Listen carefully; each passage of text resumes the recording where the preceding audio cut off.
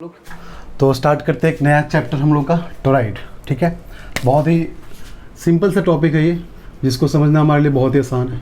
कुछ खास है नहीं यहाँ पे। तो इसके बाद थोड़ा सा इंट्रोडक्शन आपको पहले देते हैं कि आखिर what is the meaning of toroid. ठीक है, इसको समझाते तरीके से आपको लॉजिक के साथ फीलिंग के साथ अच्छे से बताते हैं। हालांकि ये टॉपिक आपका ऐसा नहीं कि इसके बेसिस पे डायरेक्टली क्वेश्चन आपका आईआईटी नीट में आएंगे, बट इसको समझ लेते हैं कि आखिरकार है क्या चीज़। इनफैक्ट आपको एक बात बताते हैं कि अभी तक मैंने जितना टॉपिक आपको पढ़ाया, लाइक एम्पियर सर्किट लॉ देख लो या सोलेनॉइड देख लो, सब एक ही थाली के चट्टे बट्टे टाइप के हैं। मतलब कि जो पोर्शन हम लोग को एम्पियर सर्किट लॉ में पढ़ना है, जो भी कॉन्सेप्ट हमें सोलेनॉइड के अंदर पढ़ना, सेम कॉन्सेप्ट यहाँ ही पढ़ना है। मतलब एक ही पार्ट को घुमा फिरा कर एक ही बात को बार बार रिपीट किया गया है, बच्चों को बस गुमराह करने के लिए कुछ भी नहीं है। इसलिए बोलिए ऐसा नहीं कि इससे डायरेक्टली आपका आईआईटी नीट में क्वेश्चन आएगा, लेकिन हाँ समझना बहुत ही जरूरी है कि आखिर टोराइड का मतलब क्या होता है।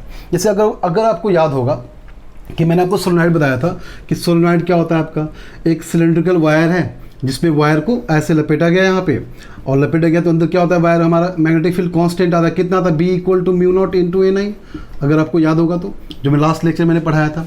सेम रिजल्ट यहाँ पे भी आएगा टोराइड के अंदर। सेम रिजल्ट हमारा किस में आया था, सेम रिजल्ट हमारा एम्पियर सर्किट लॉ में भी आया था। सब कुछ सेम ही रिजल्ट आएगा। तो बात यहाँ पे क्या है, तो इसको थोड़ा फील करवाते हैं टोराइड एक्चुअली बनाया कैसे गया, थोड़ा फील करना। देखो ध्यान देना अच्छे से।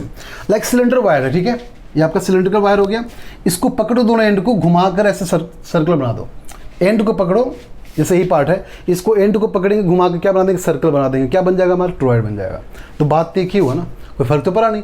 लाइक इसी का एंड को दोनों को पकड़े और घुमा, ऐसे घुमाओ दोनों को, और क्या बन जाना चाहिए, सर्किट, एक सर्कुलर पोर्शन बन जाना चाहिए। That becomes toroid. क्लियर है।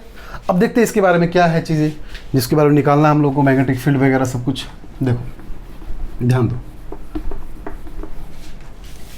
तो देखते हैं। तो पहले से मैंने आपके यहाँ पर डायग्राम मैंने पहले से तैयार कर रखा आपके लिए कि टोराइड एक्चुअली वही चीज़ सोलेनॉइड को घुमाकर एक सर्कुलर पोर्शन बनाया गया है। इसे मैग्नेटिक फील्ड हम लोग को निकालना है। तो ये पोर्शन आपका वायर है, वायर में आपका लाइक इसको लपेटा गया है वायर को इस तरह से, ठीक है।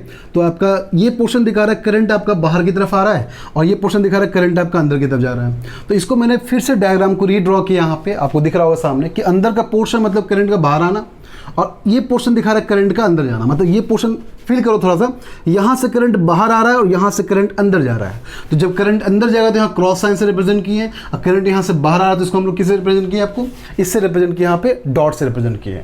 डॉट का मतलब करंट का बाहर आना, क्रॉस का मतलब करंट का अंदर जाना। तो बहुत ही लॉजिकल पार्ट यहाँ पे, मेरे ख्याल से आपको यहाँ फीलिंग आ गया होगा, समझ गए अच्छे से कि इस पार्ट को मैंने दोबारा ड्रॉ किया ना।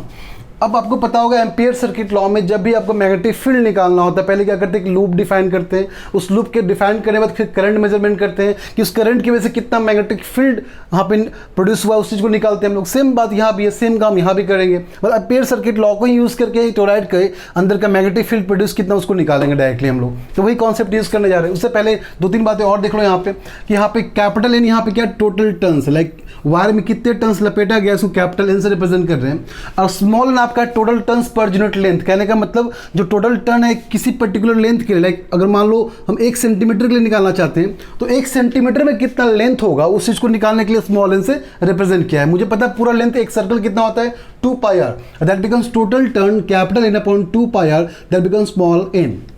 जो आपको पहले प्रूफ करवा चुके, μ0 Ni, एन आपका क्या है यहाँ पे, एन आपका per unit length, total turns per unit length को डिफाइन कर रहा है। चलो देखो, तो मैंने क्या किया, सिंपल से पहले यहाँ पे एक लूप डिफाइन किया, जिस लूप में करंट का डायरेक्शन मैंने इस तरह से डिफाइन किया यहाँ पे लेंथ को। In the same way magnetic field निकालने के लिए मान लें दोनों सेम डायरेक्शन में है, तो क्या लिखते हैं हम लोग, B.dl = μ0 I inside, current inside. Simple है, हम लोग पढ़ चुके पहले इसको एम्पियर सर्किट लॉ से। ना B.dl मतलब B कितना, ये रहा B, dl कितना होगा, इसका पूरा dl अगर लोगे, लाइक छोटा सा लेंथ के लिए बता रहे हैं आपको हम, एक छोटा सा लेंथ कैलकुलेट करते हैं dl, तो पूरा लेंथ को ऐड करोगे कितना बन जाएगा, 2πr, दैट बिकम्स 2πr = μ0। अच्छा, अब सबसे इंपॉर्टेंट कॉन्सेप्ट I इनसाइड कितना है, ठीक है।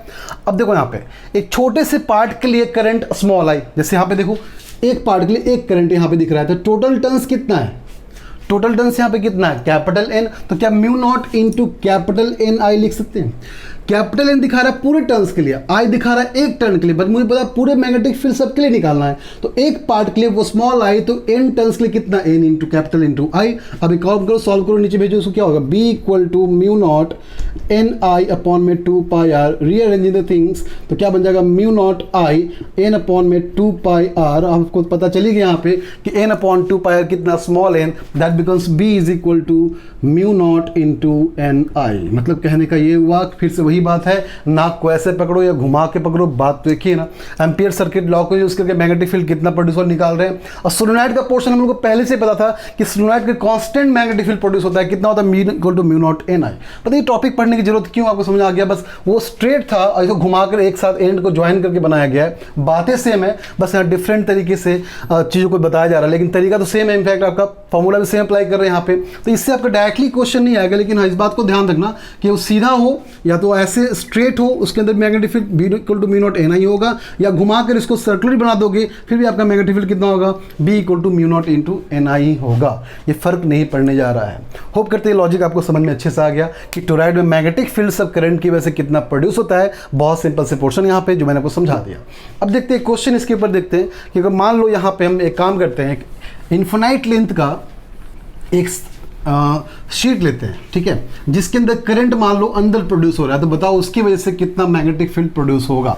तो तरीका सेम है, याद रखना, हमेशा जब भी देखेंगे एम्पियर्स लॉ को अप्लाई करना है। एम्पियर्स लॉ का मतलब ये होता है किसी एक लूप को बनाओ, बिकॉज मैंने आपको लास्ट टाइम भी बताया था कि बहुत सारे है ना, बहुत सारे स्टूडेंट थे जिसके अंदर मुझे पता है कि एक बहुत टैलेंटेड बच्चा है, एक बैक बेंचर बच्चा है, एक एवरेज बच्चा है, मेडिकोर बच्चा है। तो उसकी वजह से मैंने देखा मेडिकोर बच्चा या टैलेंटेड बच्चा कितना मैग्नेटिक फील्ड प्रोड्यूस कर रहा है, उस चीज़ को निकालना चाह रहे थे। तो in the same way concept हमेशा वही अप्लाई करना हम लोगों को कि हम लोग पूरे करंट में सब मिलकर मैग्नेटिक फील्ड प्रोड्यूस किया, बट जो पार्ट जिस पोर्शन लूप के लिए निकाल रहे हैं वो कितना प्रोड्यूस कर रहा है, वो निकालते हैं मैग्नेटिक फील्ड यहाँ पे। तो सब कॉन्सेप्ट वहाँ पे एक ही अप्लाई करेंगे, कुछ चेंज यहाँ पे नहीं होगा। तो एक क्वेश्चन देखते हैं यहाँ पे टोरॉइड के ऊपर, या फिर सिंपल से क्वेश्चन देख लो यहाँ पे। एक मान लो सपोज करो एक आपका इन्फिनाइट प्लेन सर्कुलर शीट है यहाँ पे, ठीक है, इन्फिनाइट प्लेन शीट है यहाँ पे, जिसमें आपका करंट अंदर की तरफ प्रोड्यूस हो रहा है, अंदर यहाँ पे करंट प्रोड्यूस हो रहा है। तो डी पॉइंट पे निकालना है कि डी पॉइंट पे बताओ यहाँ पे कितना मैग्नेटिक फील्ड प्रोड्यूस होगा, आपको निकालना है। चारों तरफ सर्कुलर पार्ट है, ऐसे पूरा सर्कुलर पार्ट चारों तरफ निकालना, कितना मैग्नेटिक फील्ड प्रोड्यूस होगा, डी लेंथ पे निकालना है।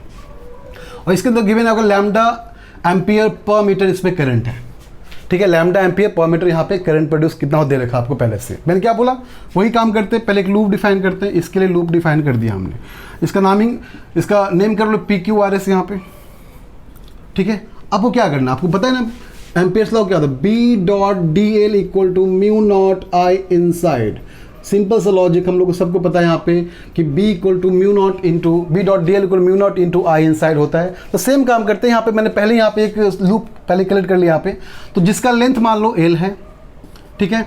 अच्छा बताओ, करंट अगर अंदर की तरफ है, करंट अगर अंदर की तरफ है, ठीक है, करंट अंदर, इसको ओपन किए, मैग्नेटिक फील्ड कहाँ जा रहा है, तो पाम के डायरेक्शन आपका हमेशा मैग्नेटिक फील्ड निकलता है, ठीक है। तो करंट अंदर है, हमने डिस्टेंस डी के लिए ओपन किया, पाम का डायरेक्शन नीचे की तरफ मैग्नेटिक फील्ड आ गया, तो मैग्नेटिक फील्ड भी आपका नीचे की तरफ है। अच्छा, इसका डायरेक्शन किधर है, तो डीएल का डायरेक्शन भी आपका नीचे की तरफ है, मतलब दोनों बी और डीएल के बीच में एंगल कितना हो गया, थीटा हो गया 0 डिग्री, ठीक है। तो हम बोल सकते हैं यहाँ पे जो डीएल निकाल रहे चार पार्ट के लिए, पी क्यू के लिए, फिर क्यू आर के लिए, फिर आर एस के लिए, फिर एस पी के लिए, ये चार पार्ट के लिए निकालेंगे तो पूरा डीएल का निकल जाएगा, फिर उसको कैलकुलेट कर लेंगे। नाउ आप देख सकते हो B dot DL P Q के लिए देख सकते हो दोनों एंगल कितना 0 डिग्री। नाउ अगर क्यू आर के लिए देखोगे तो वहाँ पे देख सकते हो आप कि इसका मैग्नेटिक फील्ड किधर है, आपका लेफ्ट की तरफ, डीएल किधर है, आपका लेंथ की डायरेक्शन किधर आपका 90 डिग्री बन रहा है, आपका एंगल, तो एंगल 90 है और मैग्नेटिक फील्ड आपका 90 और डीएल आपका 90 डिग्री बना रहे हैं। आप इसका मतलब क्या हो, बी वैल्यू यहाँ पे 0 हो जाएगा, द सेम वे यहाँ भी कितना हो जाएगा 0 हो जाएगा। आप फील कर सकते हैं यहाँ पे एंगल कितना 90, यहाँ पे एंगल कितना 0, यहाँ पे एंगल कितना 0, बिकॉज यहाँ भी अगर निकालोगे तो डीएल भी ऊपर है। अब देखो करंट आपका अंदर की तरफ, उसको ओपन करेंगे तो फिर से बी कहाँ जाएगा, फिर से बी का डायरेक्शन फिर से आपका ऊपर जाएगा, मतलब डीएल और बी यहाँ भी 0 डिग्री, यहाँ भी 0 डिग्री, यहाँ पे 90, यहाँ पे 90, इन दोनों की वजह से पूरा वैल्यू बी का 0 हो गया, बचा क्या B dot DL, B dot DL मतलब ये लेंथ आपका एल था तो डीएल बन गया आपका लेंथ। इसका मतलब चार पार्ट में इसके लिए 0, इसके लिए 0, बट इसके लिए कितना बी इंटू एल, इसके लिए कितना इसके लिए 0 था, इसके लिए कितना आपका b इंटू एल। तो we can write here b into L plus b into L is equal to mu not I inside. अब देखते हैं आई इनसाइड कितना होगा। आपको पहले से गिवन है यहाँ पे कि लैम्डा एम्पियर पर मीटर इसका गिवन है, I current with the flow कर रहा है, तो ऑब्वियसली इनसाइड करंट कितना होगा, लैम्डा इंटू एल। क्लियर है यहाँ पे, तो L से L पूरा कैंसिल आउट हो गया, बचा कितना आपका, तो twice of B is equal to mu not into lambda, so B becomes equal to mu not into lambda by 2।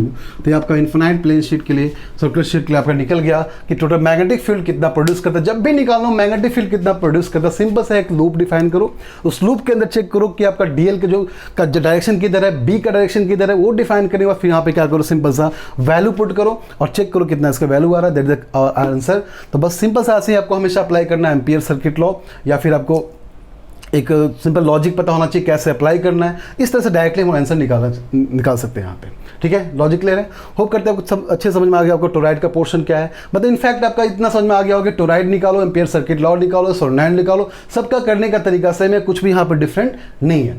Hope करते हैं आपको लेक्चर समझ में आ गया होगा। मिलते फिर नेक्स्ट लेक्चर में, वहाँ पे स्टार्ट करेंगे मूविंग चार्जेस एंड मैग्नेटिज्म, जहाँ पे हम देखेंगे कि चार्ज को थ्रो किया गया, तो चार्ज को थ्रो करने के बाद चार्ज जब फोर्स लगेगा तो उसका डायरेक्शन चेंज होगा, मैग्नेटिक फील्ड कितना प्रोड्यूस होगा, उस सारे पार्ट को नेक्स्ट लेक्चर में देखेंगे कि फोर्स का अमाउंट कितना होगा, उसे वेलोसिटी कितना प्रोड्यूस हुआ, मैग्नेटिक फील्ड कितना प्रोड्यूस हुआ। तो नेक्स्ट लेक्चर आपसे आपका बहुत ही इंपॉर्टेंट होगा। इनफैक्ट उस लेक्चर से आपका ज़्यादातर क्वेश्चन IIT नीट के वहाँ से आते हैं, तो आप मेरे साथ बने रहिए और नेक्स्ट लेक्चर में मिलते हैं और कंटिन्यू करते हैं मूविंग चार्ज एंड मैग्नेटिज्म, जो कि बहुत इंपॉर्टेंट लेक्चर है। तब तक के लिए थैंक यू। अगर आपको लेक्चर पसंद आया तो प्लीज़ लाइक कीजिए, सब्सक्राइब कीजिए, कमेंट कीजिए और मिलते फिर नेक्स्ट लेक्चर में। Thank you.